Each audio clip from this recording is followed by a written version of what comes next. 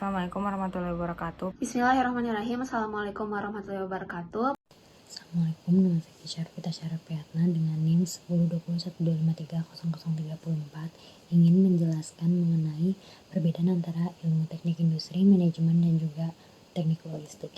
Jadi perbedaannya itu dalam ilmu teknik industri dia itu berfokus kepada mengoptimalkan sistem, proses, dan organisasi yang kompleks yang bertujuan untuk meningkatkan efisiensi dan produktivitas hingga memiliki cakupan yang sangat luas. Ilmu manajemen itu berfokus kepada bagaimana cara kita memimpin dan mengerahkan serta mengelola sumber daya. Sedangkan untuk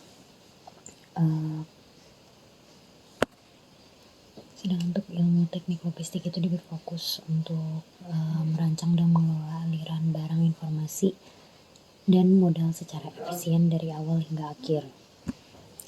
Dan untuk pada teknik industri itu kita itu ada perbaikan alur kerja dengan cara menyusun mesin dan stasiun kerja berurutan sesuai dengan produksi, dan tidak ada penumpukan barang setengah jadi antar stasiun sehingga produksi yang lebih cepat, energi kerja lebih stabil. Yang kedua ada pengurangan bahan rusak, pengecekan bahan baku sebelum dipakai, standar kerjanya harus jelas untuk setiap prosesnya sehingga menghemat bahan dan mengurangi produk yang cacat. Yang ketiga ada mengatur sistem upah menjadi lebih baik sehingga dapat memberikan bonus untuk pekerja borongan yang hasilnya bagus. Terus upahnya itu juga harus sesuai dengan target produksi sehingga pekerja lebih termotivasi, kualitas pun naik. Lalu ada kelola sisa produksi dengan mengumpulkan jual besi sisa potongan, pisahkan limbah untuk daur ulang sehingga mendapat uang tambahan dan lingkungan pun juga bersih. Yang terakhir itu ada rencanakan stok tepat, seperti catat kebutuhan bahan baku per hari atau per minggu, atur jadwal pengiriman yang efisien sehingga tidak kelebihan atau kekurangan stok, dan biaya kirimnya pun hemat. Perbaikan alur kerja itu juga jadi kesimpulannya itu buat sistem lebih rapi dari bahan masuk sampai produk keluar. Perkenalkan, nama saya Syifa ini, saya dari TP 908. Di sini saya akan mempresentasikan tentang studi kasus yang telah kami pecahkan. Yang pertama, saya akan menjelaskan apa perbedaan antara teknik logistik, manajemen, dan juga teknik industri. Dapat kita ketahui bahwa teknik industri ini yaitu berfokus untuk mengoptimalkan suatu proses dan sistem dan organisasi yang kompleks untuk meningkatkan efisiensi dan produktivitas.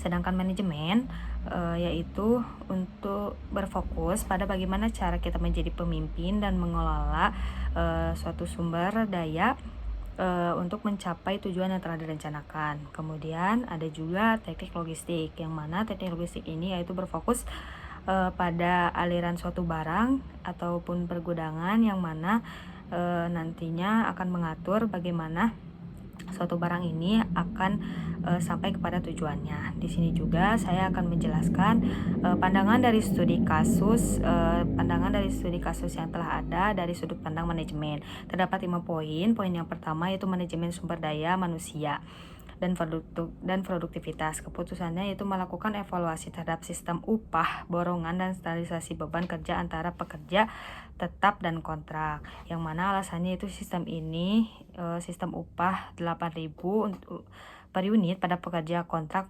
memberikan insentif untuk bekerja cepat, namun beresiko menurunkan kualitas jika tidak diawasi dengan ketat. Kemudian poin yang kedua yaitu manajemen operasional dan pengendalian kualitas. Keputusannya yaitu dengan mengimplementasikan sistem pengendalian kualitas lebih ketat terhadap penerimaan bahan baku. Alasannya yaitu dalam studi kasus adanya kendala ketidaksesuaian bahan baku sebesar 3-5%. Kemudian poin yang ketiga yaitu manajemen lingkungan dan keberlanjutan. Keputusan ini yaitu membentuk unit pengolahan suatu limbah dan menjalin kemitraan dengan pihak ketiga untuk daur ulang sisa limbah. Alasannya yaitu dengan adanya limbah ini yaitu lingkungan menjadi tercemar. Kemudian ada poin yang keempat. Poin yang keempat ini yaitu manajemen pemasaran dan strategi produk, yang mana keputusannya itu melakukan optimalisasi boran produk mix yaitu antara kursi standar dan juga kursi yang premium.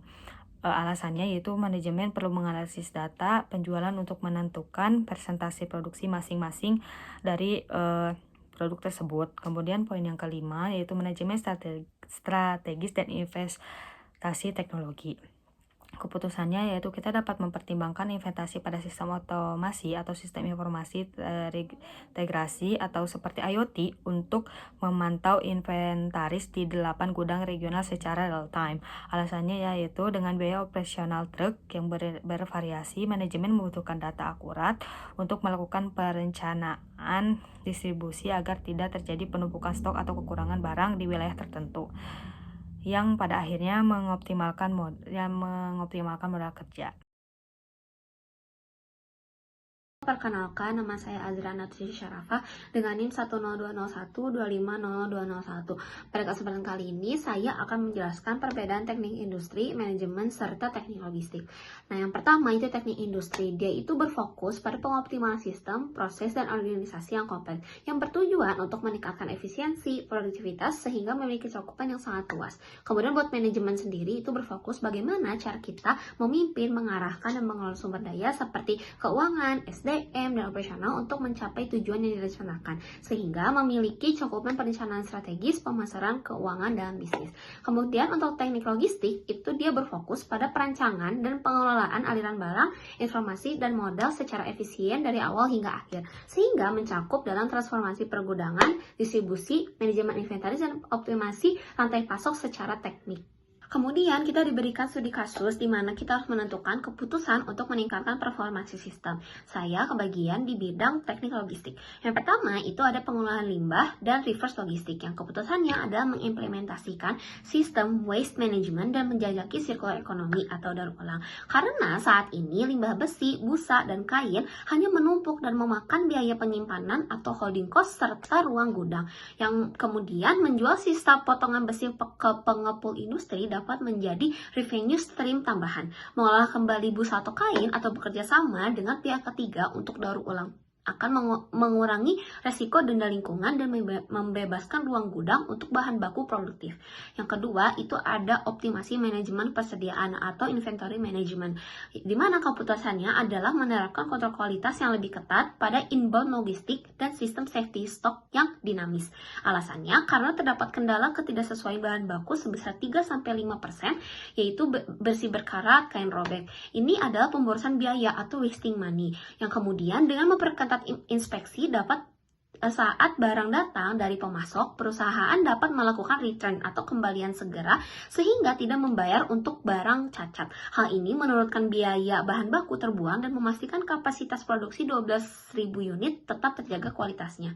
Kemudian yang ketiga ada perencanaan produksi dan penjadwalan tenaga kerja. Keputusannya adalah menyeimbangkan lini produksi atau line balancing antara pekerja tetap dan pekerja kontrak. Karena pekerja kontrak dibayar 8.000 per unit, jika aliran dari tahap inti atau yaitu pemotongan atau pengelasan terhambat, pekerja kontrak tidak memiliki output untuk dirakit. Namun perusahaan tetap menanggung fixed cost pekerja tetap, sehingga sinkronisasi kecepatan antara tahap perakitan rangka atau pekerja tetap dengan pemasangan roda itu pekerja kontrak akan meminimalkan work in process atau WIP yang menumpuk di lantai produksi dan mengoptimalkan pengeluaran upah variabel. Yang keempat ada strategi distribusi dan transportasi, yaitu melakukan evaluasi rute atau vehicle routing problem dan mempertimbangkan sistem cross-docking atau pengiriman konsolidasi. Alasannya karena perusahaan mengirim ke 8 gudang regional dari Medan hingga Denpasar dengan biaya operasional truk yang bervariasi.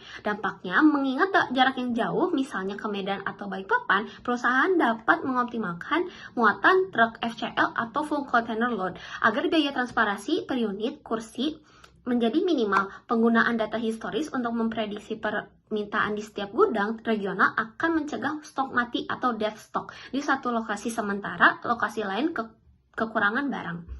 Dan yang terakhir itu ada investasi teknologi pada fasilitas gudang, yang mana penataan ulang tata letak gudang atau warehouse layout optimization dan digitalisasi pemantauan stok adalah keputusannya. Karena teks penyebutan adanya keterbatasan ruang akibat limbah dan bahan baku yang mencapai 50 ton per minggu. Sehingga dengan sistem first in first out atau FIFO yang jelas, resiko besi berkarat karena terlalu lama disimpan di pojok gudang dapat dihindari. Penggunaan rak vertikal dapat memaksimalkan kapasitas penyimpanan tanpa harus memperluas bangunan. Sehingga kesimpulannya, performansi perusahaan yang ada di teks dapat ditingkatkan secara signifikan melalui optimalisasi pada 3 pilar utama, yaitu efisiensi operasional, pengendalian kualitas, dan pengelolaan rantai pasok hilir.